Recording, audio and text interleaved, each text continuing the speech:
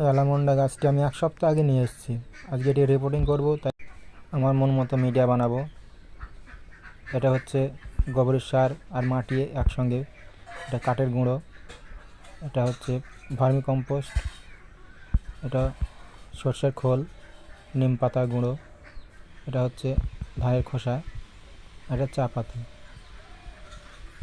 সব একসঙ্গে মিশিয়ে মিডিয়া তৈরি করব। আর এটা হচ্ছে আপনার ফাঙ্গিসাইড, যাতে কোনো ফাঙ্গাস না লাগতে পারে গাছে, তার জন্য কিছু ফাঙ্গিসাইডস দিয়ে দিচ্ছি। এটার নাম হচ্ছে সাফ ফাঙ্গিসাইড। তো আমি টবটির হোলটা একটু খোলানকুচি বা কিছু দিয়ে পাথর দিয়ে করে নিয়েছি।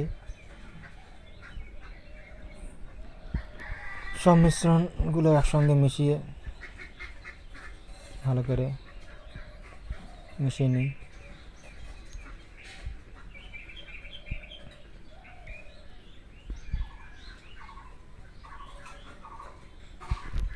এটা সম্পূর্ণ আমার নিজের পদ্ধতি। এরকম মাটি কেউ হয়তো বানায় না, আমি নিজে বানাচ্ছি এটা নিজের বুদ্ধিতে।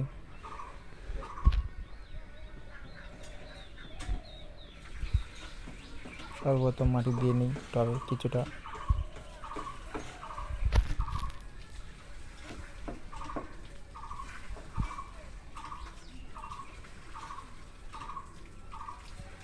এটা অ্যালমন্ডার অন্য একটা ভ্যারাইটি, বড় ভ্যারাইটিটা, এটা বিদেশি ভ্যারাইটি। আমার কাছে ছোটোটাও আছে, ছোটো ভ্যারাইটি যেটা, সেটাও আছে।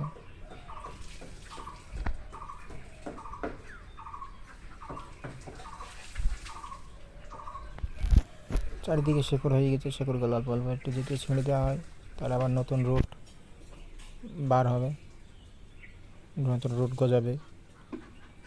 তাই অল্প অল্প করে রুটগুলো আমি কেটে দিচ্ছি।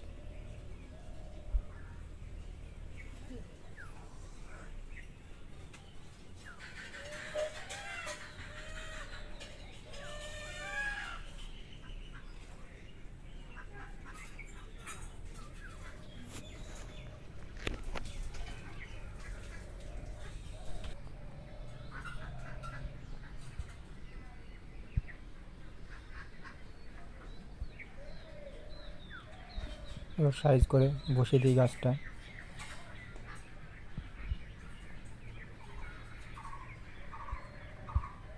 কিছুটা খালি রেখে উপর দিক থেকে বসাতে হবে, যাতে পানি দেওয়ার সময় ভালো করে পানি দেওয়া হয়, পানিটা যাতে বেশি করে দেওয়া হয়। মাটি ভরাট করে দিই,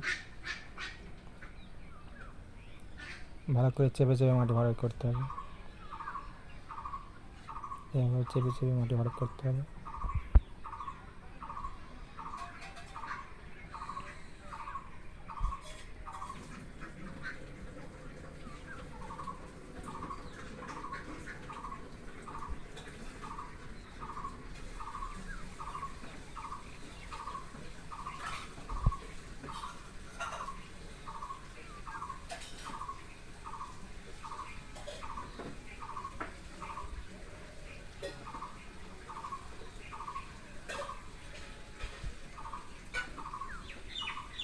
ব্যাস, জল দিয়ে দিয়ে এবার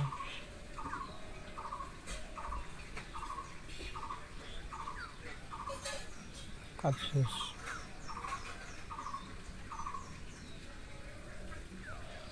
এখানে হয়ে গেল রিপোর্টিং করা, এবং কত সুন্দর ফুল ফুটে আছে।